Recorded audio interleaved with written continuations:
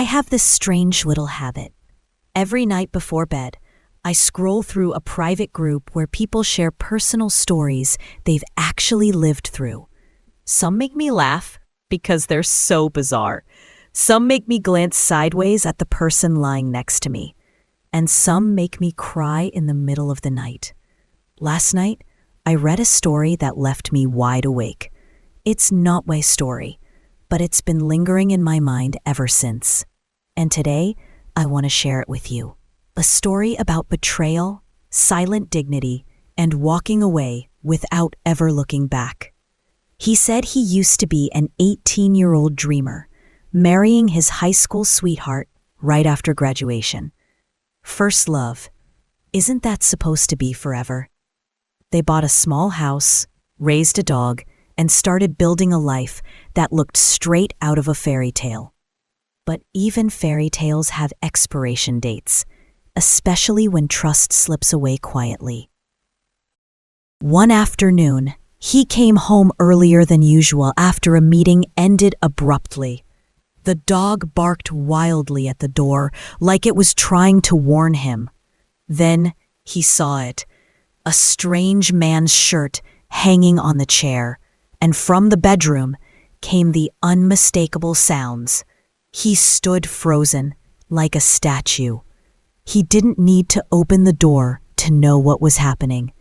His wife was cheating on him, in the very home they had painted together, where they once planned to have children. They went to marriage counseling.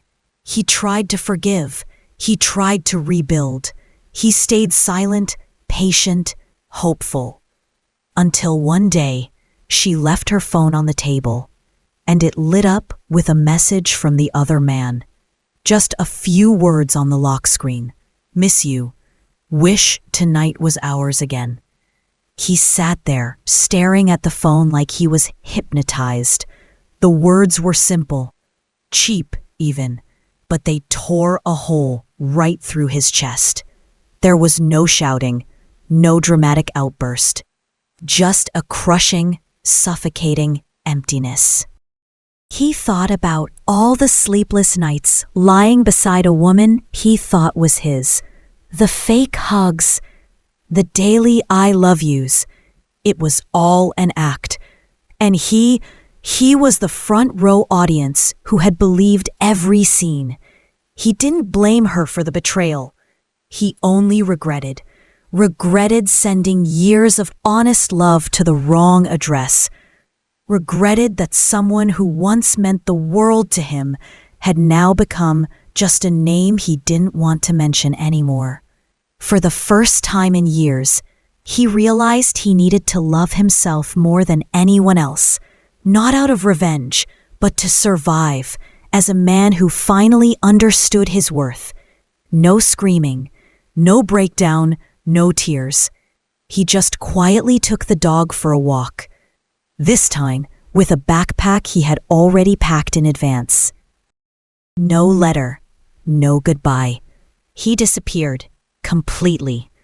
Sometime later, he said, she started sending him suggestive videos and half-naked photos, maybe to win him back, or maybe just to hurt him one last time.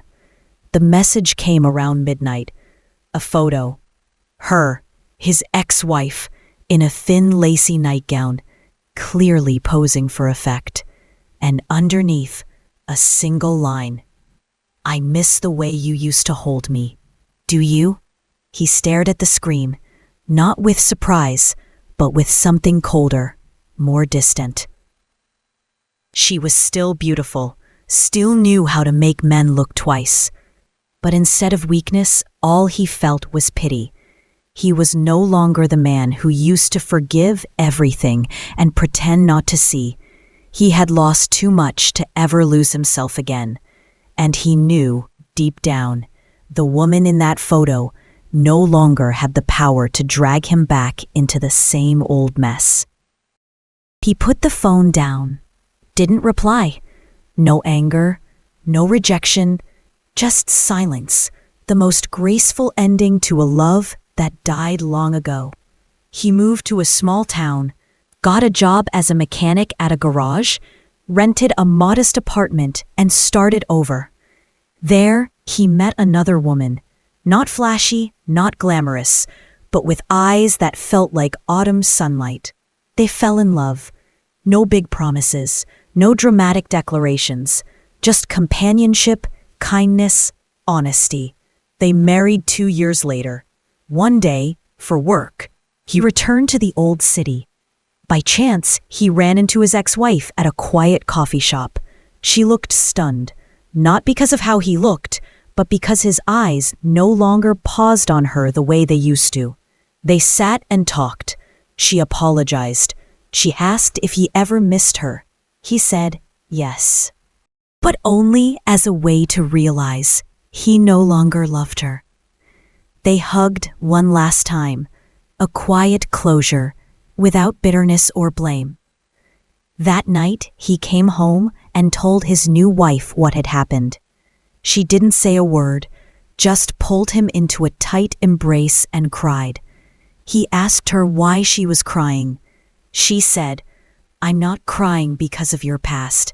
I'm crying because I know how lucky I am to be the woman you chose to love for the second time and the last." That was the story I read last night.